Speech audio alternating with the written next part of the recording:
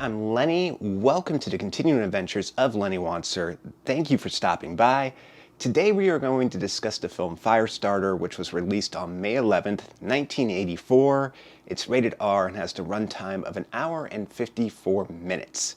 This sci-fi thriller is based on the Stephen King novel that was published in September of 1980.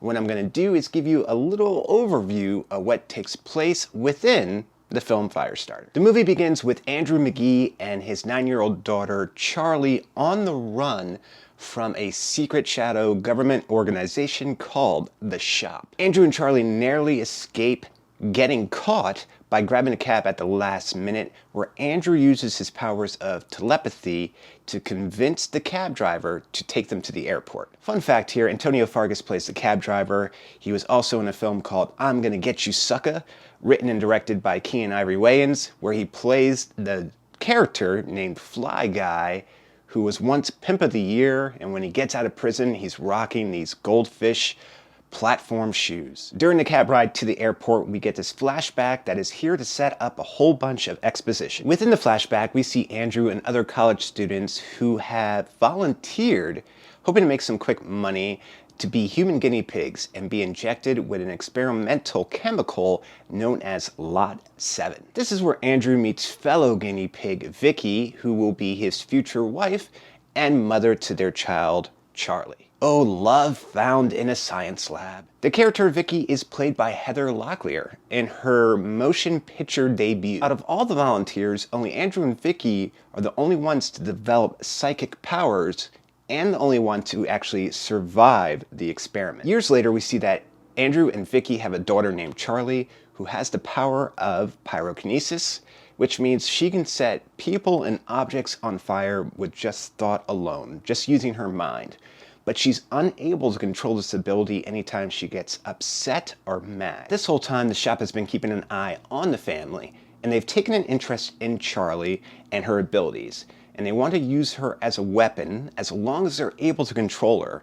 And if they can't control her, they want to kill her before she becomes a threat to the shop. For a more modern reference, think of the show Stranger Things and the character of Eleven. It's a very similar concept. While Andrew is at work, the shop comes to collect Charlie, and they kill Vicky in the process. Andrew just gets to the babysitter that is watching Charlie in time before the shop tries to make off with her, and the two begin their life on the run. All of that is established within the flashback, which makes that a very convenient flashback. The shop is able to catch up with Andrew and Charlie at the airport, so they have to make off on foot, and they are able to find brief food and shelter by a kind old farmer played by Art Carney, who was Ed Norton on the television classic show The Honeymooners.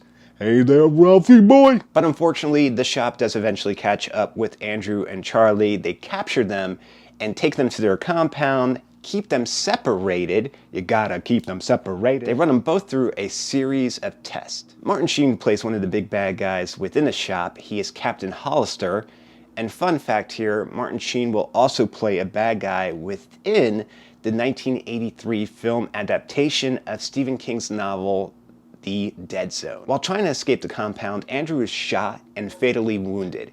And before dying, he instructs Charlie to release the inner beast and burn the shop down to the ground. Charlie starts projecting large fireballs at people like she's Ryu in Street Fighter.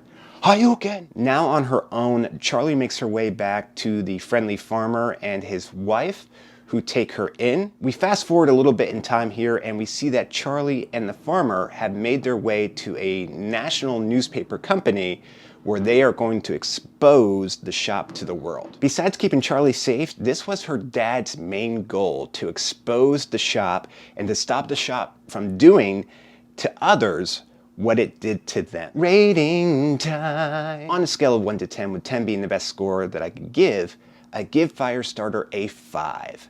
A middle of the road 5. It's not the worst movie out there. It's definitely not the best. And it just suffers from long stretches of time when there's nothing going on, nothing interesting.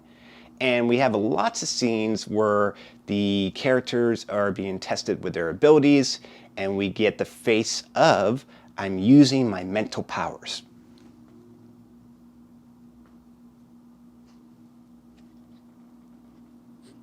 If you think this video is worthy of a thumbs up, please feel free to do so.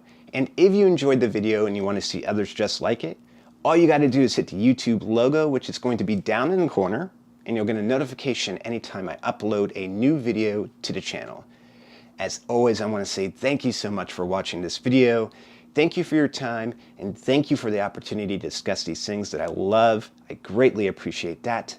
Please be safe, be careful, and I'll talk to you soon.